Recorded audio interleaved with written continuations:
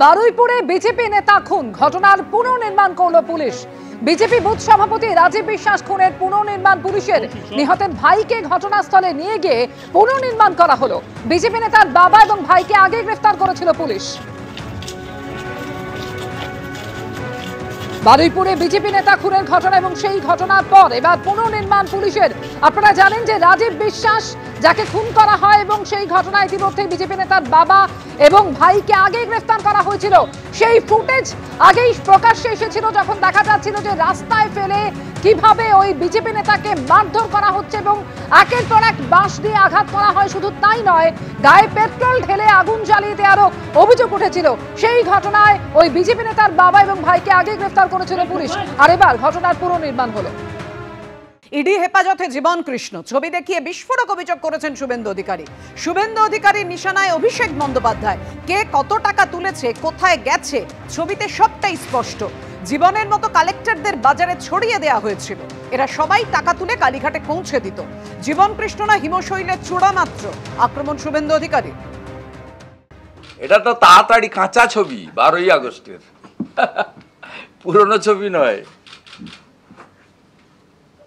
জীবন মাল তুলেছে, মালটা তো নিজে রেখেছে কিছুটা, মূল মালটা তো গেছে কোথায়, তো ছবি বলছে। সমঝদার কা তো ইশারাই কাফি হ্যায়। ছবি কথা বলে। কত তুলেছো, কত জমা দিয়েছো, কত বাকি আছে, সেই হিসাবও তো হতে পারে। যদি রাজনৈতিক বন্দী হয়ে থাকে, ইডি যাবে, দরজা খুলে দিবে, বলে চলুন কোথায় নিয়ে যাবেন। কাদা মাখতে গেল কেন? এর আগে পুকুরে ঝাঁপ দিয়েছিল, এবারে নালাতে ঝাঁপ দিয়েছে। পুরো ব্যবস্থাটাই দুর্নীতিগ্রস্ত। মুখ্যমন্ত্রী এই দুর্নীতিতে নেতৃত্ব দিয়েছেন। এই টাকার বড় অংশ ভাইপোর কাছে গেছে।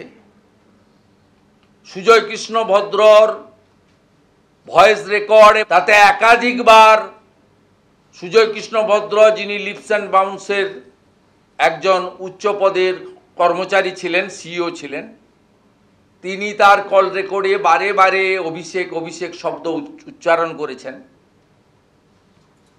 এবং পুরো ব্যবস্থাটাই দুর্নীতিগ্রস্ত। এবং এই ধরনের জীবন কৃষ্ণ সাহা সহ অসংখ্য, যে প্রয়াত এমএলএ তাপস সাহা সহ অসংখ্য কালেক্টর গোটা পশ্চিমবঙ্গে ছড়িয়ে দেওয়া হয়েছিল, যাদের কাজ ছিল বেকার যুবক যুবতীদের কাছ থেকে চাকরি দেওয়ার নাম করে বাড়ি ঘর দুয়ার, মায়ের গয়না, গরু বাছুর, স্ত্রীর গয়না সব কিছু বিক্রি করে টাকা জোগাড় করে তাদের কাছে পৌঁছে দিতে হতো। তারা কেস প্রতি কেউ কোথাও 1 লাখ, কোথাও 2 লাখ করে রাখতেন। বাকি টাকা তারা পৌঁছে দিতেন কলকাতাতে, কালীঘাটে।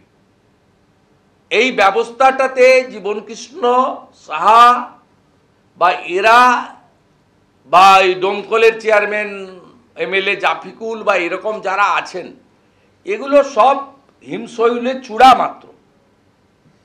পুরো মন্ত্রিসভাটা চোর। আর মন্ত্রিসভা চোর হলে মুখ্যমন্ত্রী নিজে চুরিতে নেতৃত্ব দিয়েছেন, প্রশ্রয় দিয়েছেন, তার পরিবার সবচেয়ে বড় বেনিফিশিয়ারি।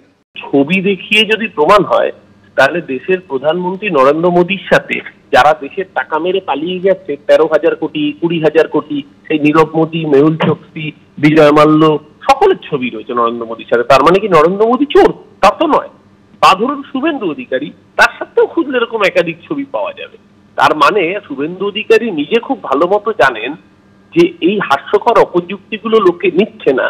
নির্বাচন আসতে, সিনেমা আসার আগে যেরকম ট্রেলার আসে সিনেমা, নির্বাচন আসার আগে বিজেপি লড়তে না পেরে তার শরিক ইডি সিবিআই কে পাঠায়। এটা দিনের আলোর মতো পরিষ্কার। আর জীবন কৃষ্ণের মোবাইল নিয়ে যে হাস্যকর গল্প রটানো হচ্ছে, এই গল্পটার কোনো সারবত্য এই কারণেই থাকে না, কারণ এই মোবাইলটা অলরেডি এজেন্সির হাতে প্রায় 1.5 বছর ছিল।